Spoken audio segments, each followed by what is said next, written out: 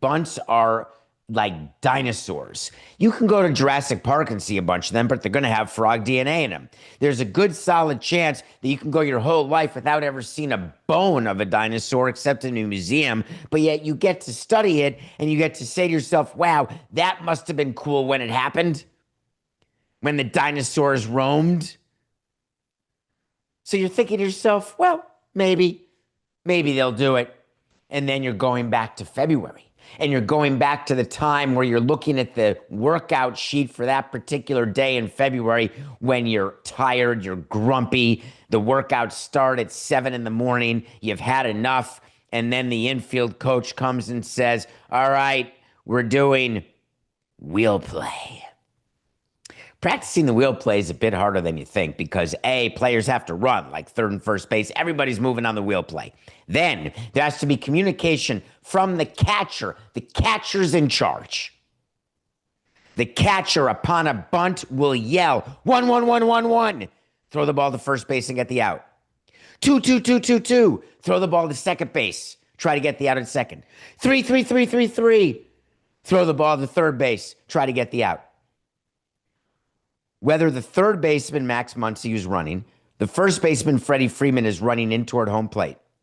It is the catcher who's doing that yelling. Muncy runs in, bunt down. It's bunt pretty hard. So then, 3-3-3 is yelled. Muncy turns around, sets his feet in a way that would make any infield coach gush, and whips it to who? Mookie Betts. Because remember, on the wheel play, you've got the third baseman coming in, the first baseman coming in, and the shortstop, Mookie Betts, is covering third. So Rojas comes in. It was Muncy comes in, turns around, throws it, and there's Mookie Betts. Now, on a force play, Mookie Betts, the shortstop, has to act like a first baseman. He puts his foot on the bag. He puts his other foot toward home plate, gives Muncy a target, and the lead runner, Castellanos, is out. And now you're at first and second with 2 outs, and the Phillies go on to lose the game. What I love about spring training is when we practice things and the players say, I don't want to do it. It's not going to happen. It's ridiculous. But it does happen. And when the Dodgers called for the wheel play, Mookie Betts had a funny thing to say about it. He said that Miguel Rojas taught him the wheel play. I'm not sure how that's possible. I would imagine even outfielders should know the wheel play while they don't do infield practice. It's the wheel play. If you play baseball, you know the wheel play. But let's pretend Miguel Rojas did teach him. Miguel Rojas, great teacher. If you don't like Miguel Rojas as a veteran teacher, then you're the problem.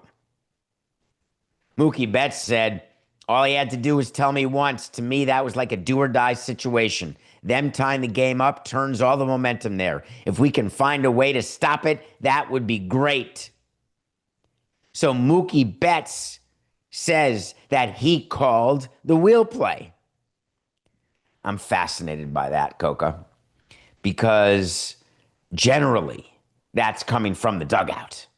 Specifically, I've only seen it come from the dugout where there is a sign for what the wheel play would be. So, did Betts call it? Did Freeman call it? Did Muncy call it? Did Vezina, the pitcher, call it? Did Roberts call it? Did Don Mattingly call it from Toronto? Did Joe Torre call it from New York? Doesn't matter. The Dodgers played defense. What wins games in October? You know it. Pitching and defense.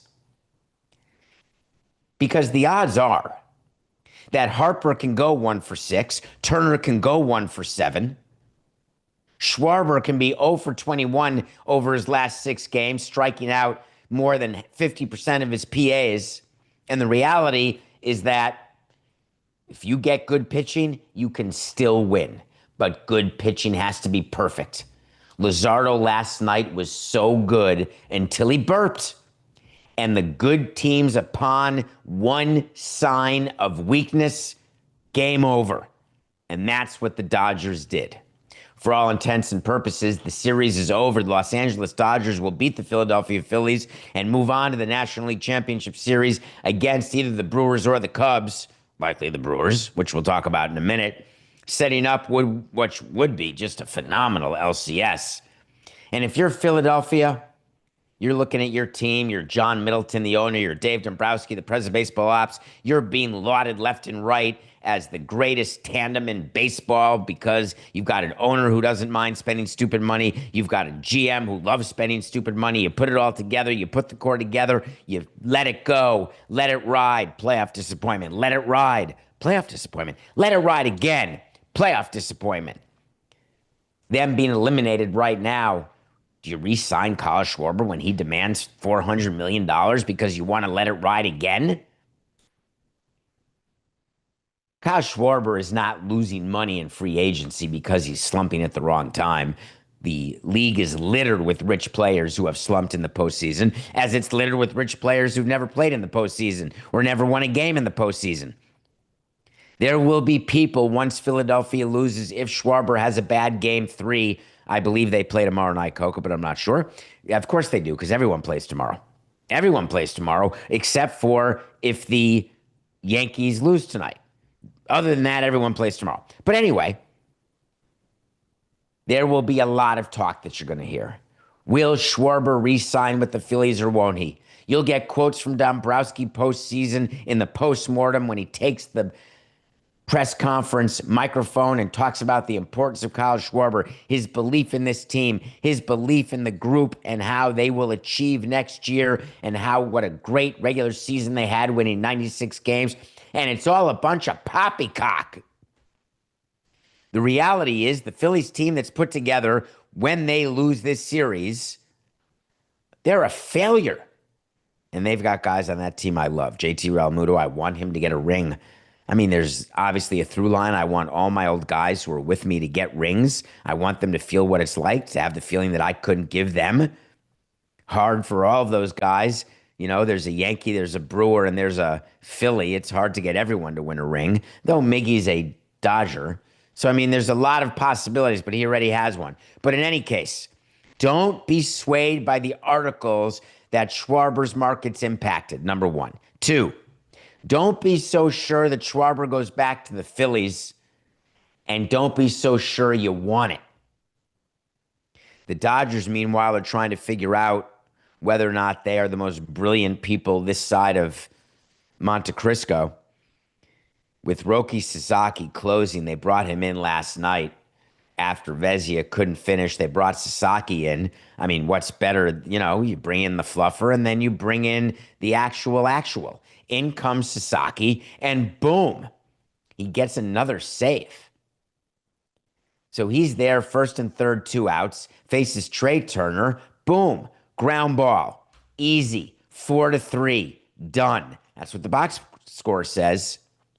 Unless you watch the game and you watch Tommy Edman do his best Chuck Knobloch routine, or Steve Sachs, short-armed the throw to first base, and Freddie Freeman did his best Derek Lee imitation, although Freddie Freeman is damn good as Freddie Freeman is as a first base, picked the ball in a way that Ben Fried Rice never would, and all of a sudden you've got no error for Edman. You've got a great play by Freddie Freeman and a 2-0 lead for the Dodgers because the game ended on that pick by Freddie Freeman.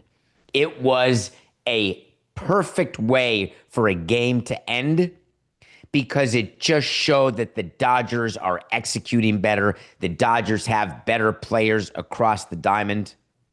There's a reason why I went with the Dodgers in this series and why everybody said, wait a minute, the Phillies are so good, they could be favorites to win the whole damn thing.